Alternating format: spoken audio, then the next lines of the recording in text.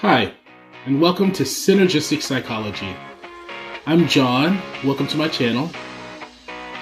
We talk about physical, psychological, and spiritual health on this channel, developing models and ideas that deal with psychological issues, from emotion and thought, as well as dealing with models that help understand how we can move forward without pathology.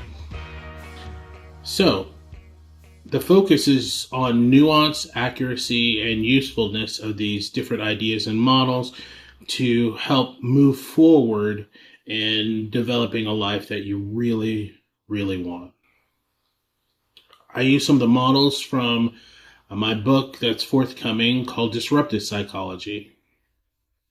It will outline all the different ways that these models and ideas help a person establish a sense of self, a sense of agency, and a sense of gratefulness for the life that they have. One of the main models that I use is called the brain activation model. We'll go through the model of the psyche and the development of a timeline where if psychology is disrupted, there is a splintering, a development of a new version of the psychology and psyche of the person who is undergoing these traumas and disruptions. All right, today we'll talk about the victim role.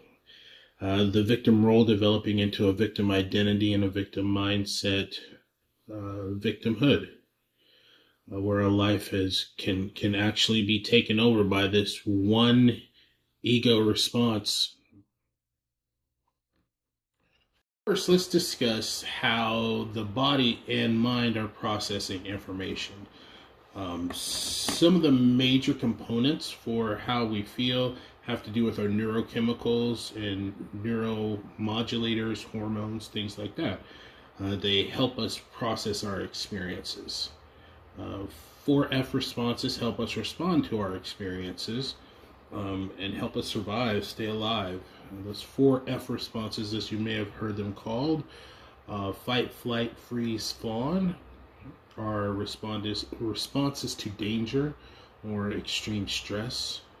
It's internal and external. Neurochemicals of different kinds affect our experience and how we're processing it, as well as just the left and right brain and how much they're being used. Also, our gender has a significant effect on the way that we're processing information. Whether a person is male or female affects which even direction that the energy is going in the brain. So these are really important factors.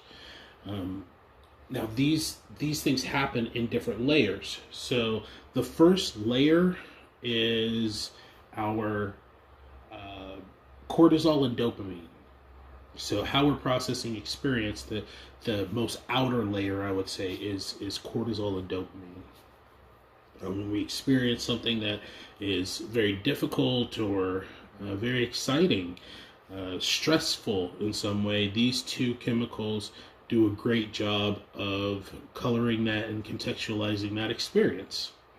The next level in would be insulin. So ketones, insulin, how we're motivated to eat, which has also a lot to do with dopamine. Dopamine helps us motivate ourselves to want to eat too.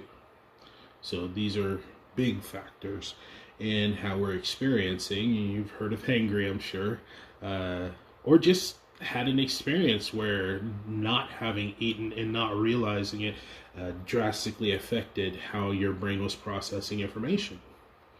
And the last one is the sex hormones, things like progesterone, estrogen, and testosterone. Those affect very strongly how we process things like how we're going to behave. what we're motivated by, what we choose to be motivated by in a lot of ways. So these layers of hormones and neurochemicals drastically affect how we experience the world. And once you have an idea of how you're responding to those different stimulus internally and externally, it's going to make a drastic difference in how you believe it is adaptive to operate in the world. Consistent eating, stress management, just building very engaging activities into your life make a drastic difference in how you experience your life. So that's a start to putting that context so that when I refer to those things later, you'll be able to get a really good idea of how that would affect what was going on for the person's experience. So let's talk about the fight, flight, freeze, fawn, 4F responses.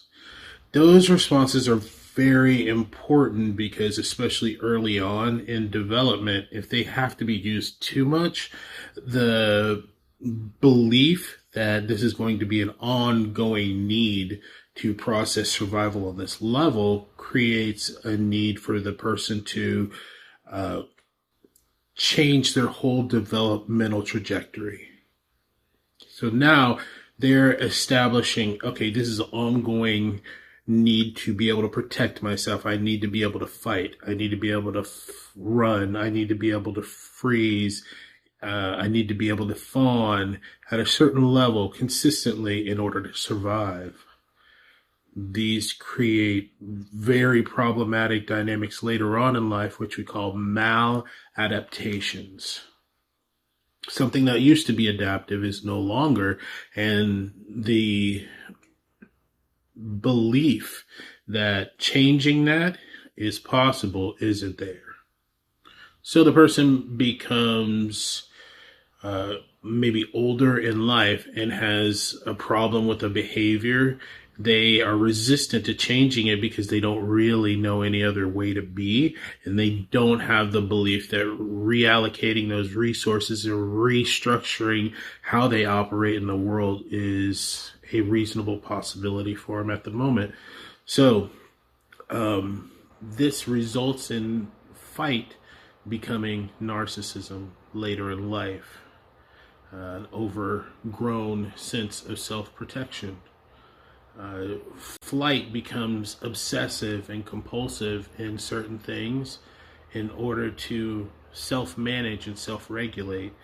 That repetition of behavior to achieve emotional rewards that don't align with the outside world is characteristic of somebody stuck in flight. Dissociation is the result of freeze being adapted into the identity. And codependency is a fawn response taken to the extreme. An attempt to intensify the connection with people who are unable to connect in a healthy way.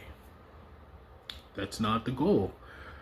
So these 4F responses are necessary for survival. They come to the surface when we need them, but when we start to believe they are a aspect of our personality and identity, we treat them in ways that are harmful to ourselves and other people. So that is what we're trying to steer clear of. Use avoidance space where it's supposed to be, and as well as that high energy state in flight, we want to use it where it's adaptive. As far as the other neurochemicals, if I mention them or they become significant for one reason or another, I'll go ahead and just put it on the screen with a definition so you can pause it, or some way to direct you to somewhere else to get more information about it if we're not going into that as a specific subject. As far as left and right brain, that is something we need to talk about for sure. The left and right brain makes a significant difference in the type of processing that's going on. So the right brain, you may be familiar with, being associated with like creativity and feeling and emotion, stuff like that, and the left brain being more associated with logic and reason and all of that. But how they process is drastically different. And your brain actually goes through a process of going between both sides, back and forth in an oscillating pattern. So that becomes significant if a person is operating, in an imbalance. So if it's 50% emotion, 50% logical reasoning, cognitive is what's more accurately said, cognitive processing, then we get a integrated balance that the person is using both cognitive and emotional information to move through the world in a very balanced and integrated fashion, opposed to if a person is maybe 10% cognitive and 90% emotional, or 90% cognitive and 10% emotional, or there's just an imbalance in there that's consistent. They move through the world very differently. That's where differences are noticed in that person that start getting pathologized in a lot of circles. So this channel is specifically around depathologizing these things and establishing the realistic context for them that comes down to we all have these different drives inside of us that we learn to manage in productive or unproductive ways. That's really what it comes down to. So left and right brain will be referred to frequently, and as you go through videos in the channel, as you walk through the world, you'll start to notice when somebody is operating in left and right brain, what's influencing in the pattern that shows in how they are behaving, thinking, and processing information. So emotional moves like waves in the ocean. Tide comes in, tide goes out. It's a much stronger process because it affects everything kind of all at once, but it's something you recognize, and you recognize kind of how the tides are moving and this sort of thing, kind of like water. Whereas thoughts are more like wind currents, a lot lighter, a lot swifter. They come and go much more easily. That's the best analogy I know to put to that. That really significantly affects how a person is processing, because emotions are a lot heavier. They carry a lot more weight, probably about 10 to 1. As far as I can think a thought, and if I think it over and over, it'll start to create an emotion. But if I have a strong emotion, the thoughts are right there at hand to meet that emotion.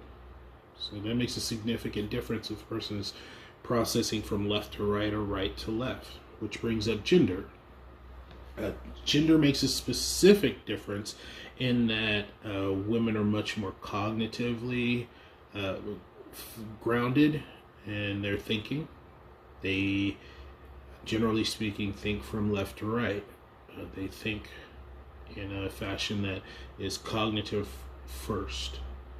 And they initiate thoughts on the left side of the brain and the cognitive processing area, whereas men, just the opposite, from right to left. Cognitive processing comes after emotion, so their base, when you really want to know what's going on, you ask, how are you feeling to a guy, and he's going to give you different information than how his cognition is. Well, hopefully, if he's emotionally mature.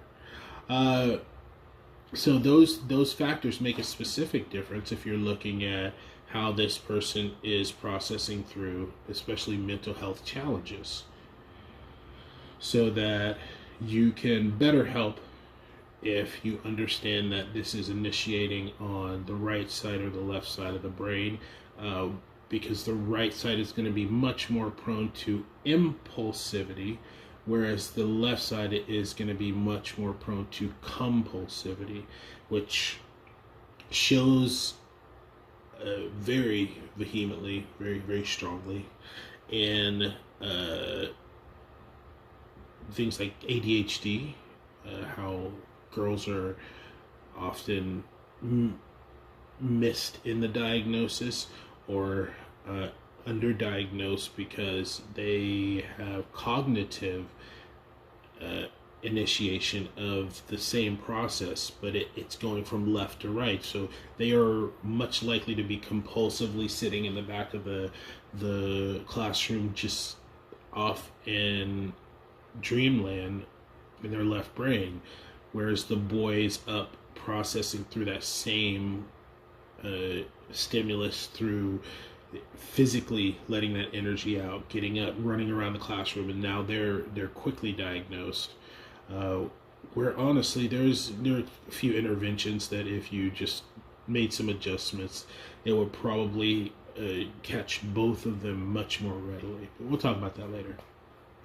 Now that we talked about the 4Fs, the neurochemicals, and left and right brain and gender, let's talk about what we came here for, the victim.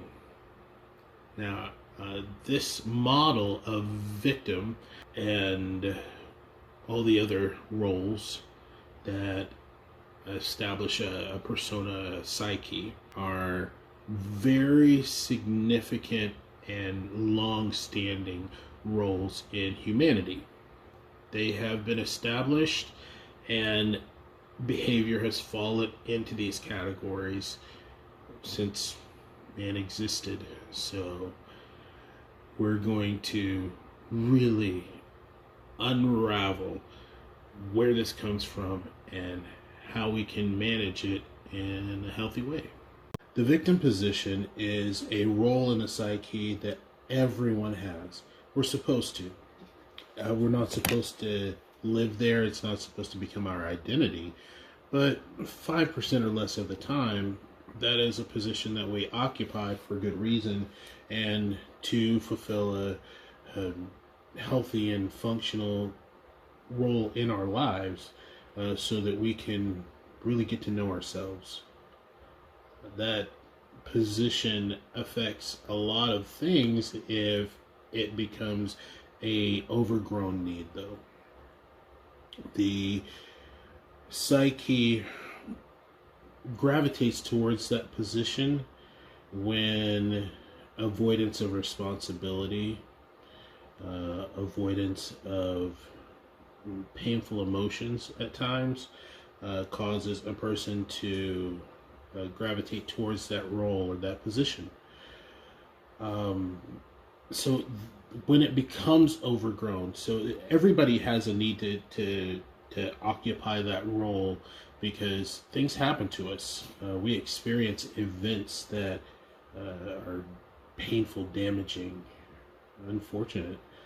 And we have to comfort ourselves around that and give ourselves some self-compassion.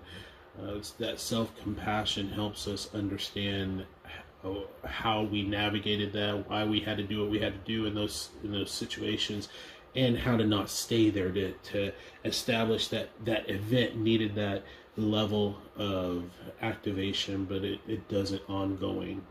So when it becomes overgrown, that overgrown need for self-protection that comes out of self-compassion, when it becomes overgrown, then that need for control, desire to control, comes out of that. Victim identity, idea becomes an identity, the mindset and of victimhood, where the life has basically been taken over by that one role, that one position, so the person can avoid taking responsibility. Now, that taking of responsibility is not about this person having more things to do. The taking of responsibility is actually where you get the joy in life, where we can observe our own progress, and progress is what brings us happiness. So when we feel that we're progressing, we feel happy. So that victim position takes away the ability to take responsibility and the ability to respond. I'm sure you've had situations where you got thrown a curveball out of left field, and it was something you didn't expect to happen, but you were able to adapt and you were able to overcome that circumstance, and it felt really good. Like, wow, okay, yeah, I took care of things. I handled it. Even though it wasn't something that I expected to happen, I was able to navigate that, and I was able to effectively respond. So that effective responding makes us feel good and confident in ourselves, in our abilities, and going forward allows us not to feel that we've narrowed our options, that we have no other choice, but that we have ongoing options and agency. And those options create a feeling of agency. So there are areas that if this victim position, this victim role becomes overgrown and grows into a mindset or a lifestyle, that it affects different spheres of connection. I define them as spheres of connection, and I kind of outline that in the book about how these different spheres of connection represent different drives and actually are captured in different areas of the brain. But more importantly, when you look at the person's experience of life, that also is significant. So the areas of effect that the main areas of effect that the victim role has a large impact are your relationship with yourself, your relationship with your friends and family, acquaintances, your career or your recreation, where you're putting in effort to get an outcome, your relationship with how whatever you believe existentially, God or the universe or whatever you call it. It also affects your understanding of time and distorts time based on the emotions that you're feeling oftentimes, and there are cognitive and emotional overwhelm distortions. So these are things that happen, especially when a person has experienced a significant amount of trauma, some CPTSD, anything along those lines. They're going to experience those three types of dysregulation: time distortion, cognitive distortion, and emotional overwhelm. So this specific role is a position that, let's say something really did happen, an event, for example. Let's say a car wreck. You get into a car wreck. There's nothing you could have done about it as a child. You get into this car wreck, and it causes a very, very emotionally intense experience for the child. And if they have parents that are very emotionally connected with them already, and this type of event happens, and they sit down and help them process through it emotionally and cognitively, whatever cognitive fears that keep popping up, and whatever emotional overwhelm they are trying to process through, then oftentimes that experience will be something that they remember as intense but not traumatic. Each role, a role is kind of like When they're positive, we call them habits. So this role specifically has a trigger, a routine, and a role in the person's life. So, like you would take a role in acting. That's what I mean when I say the victim role. I mean that's a position that you can play. But when I say a role in the person's life, I mean it has a functional role in the structure or function of self with this person, but what they believe is their self. Obviously, it's actually ego trying to help manage and comfort. So, if all of these areas of connection are affected, how does it change the dynamic, the context, and the experience of this person's life?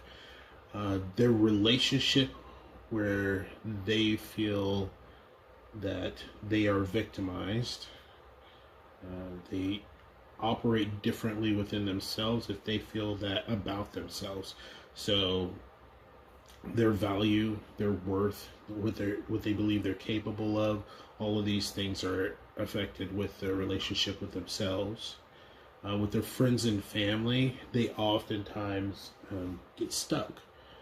The relationships stall because it seems as though they're dealing with the same problems over and over and over, and the family member or the friend who has genuinely put forth a lot of effort to help starts to just feel frustrated because they don't know what would help, and they don't see this person taking the initiative to help themselves. Even acquaintances, people who are maybe acquaintances at work or at some type of recreation that they participate in, might start to see that this person really doesn't empower themselves.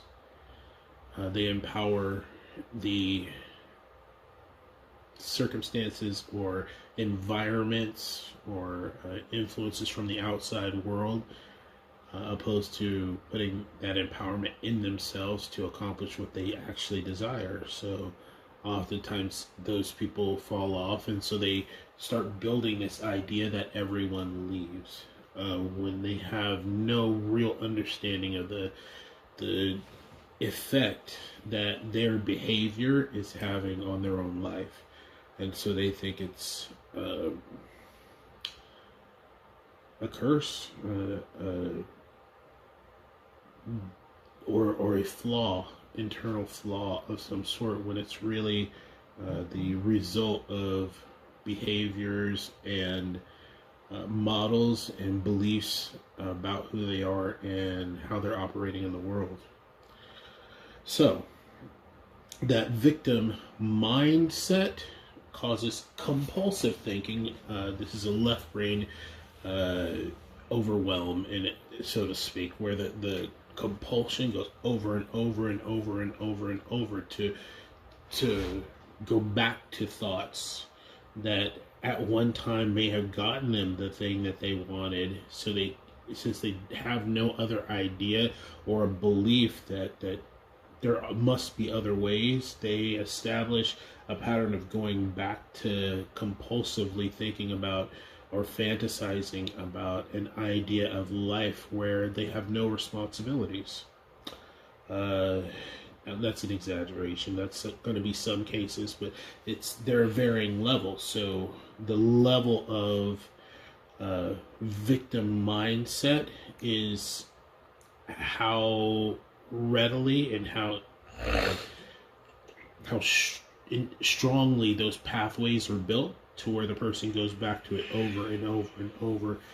This is going to be seen more often in women because of their initiation of compulsive thinking on the left side of the brain. It's going to also affect them a lot more. The victimhood, the embodied affect of feeling like a victim is going to be more salient in men. It's just reality. They're going to feel that way a lot more often. I think we see that in some of the social statistics that we see from men and suicide, things like that, where the impulse coming from the right side of the brain is going to make it more likely that men would take action and actually accomplish things like that. But that victim mindset and victim role are come together to create a disempowered, disenfranchised, and wholly debilitated, demoralized person. Once they get to the point where they have no faith, which is the opposite of a victim mindset, and no hope, which is the opposite of the victimhood affective state. Those two things combat, and we need them. Your left brain most definitely needs faith. It needs a repetition of the thing that you do believe, that you're willing to stand on, that you're willing to establish in the world. And so when the hope is firmly established, then there's a path from the actually fast and most wonderful feeling path out of the victim position, the victim role, is into the creator role. Because if you believe you are the victim, you believe you're so victimized, then creating something different seems like a really good option. And if you work on creating something, you feel much more empowered immediately. What I'll talk about next time has to do with the villain role and how the interaction of the villain and the victim creates a conundrum, a horrible oscillation between victim and villain that often results in some of the cluster B disorder having a foothold, a foundation. So if you look at the victim and the villain, they have a tendency to interlace with each other and go back and forth. When the victim feels disempowered, the quickest way to get out of feeling like a victim is to get angry. The anger feels justified, and the justification of our fight response is when we're conscious is to protect ourselves. That is why it's there. But when it isn't really conscious, when we aren't really understanding what our response is all about, we have it overgrown and it becomes narcissism, a justification of poor behavior. We don't want that. It doesn't lay the foundation for healthy relationships, and that's what you really want. So if you're looking to dismantle this role, the first thing is to look at what is triggering. What routine do I follow when I slip into that role, so that you're becoming more and more conscious of it? And third, what role does it play in my life? What is it giving me? Why is it good to me? Why do I keep using it? And even if that's, I don't know any other way, and this is the way everybody else, that modeled for me did it.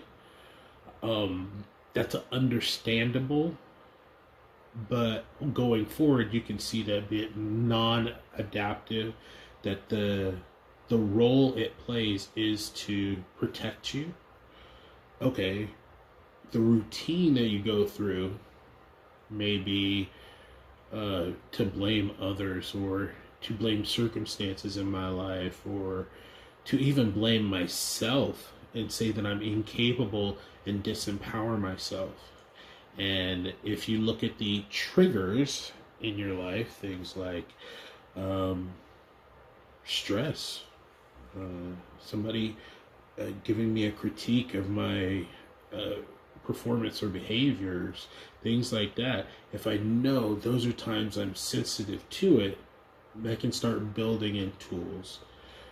Tools that, I mean, there are many different methods you can look up having to do with distress tolerance, or dealing with mental distortions, cognitive distortions, or emotional overwhelm, or especially when it comes to time distortions.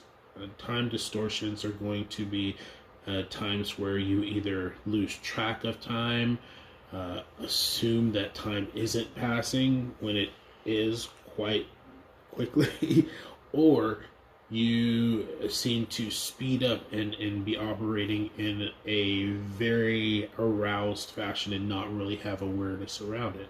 So those type of things where you get feedback from other people is very useful in helping you recalibrate, because that's really what we're doing. We're learning to calibrate our emotional, cognitive, and predictive systems to what they should be for the life that we have now. And that's what you can do. That's what we're here to do. All right, I hope you've enjoyed this first video on the victim role in your psyche, and there will be many more to come. Enjoy.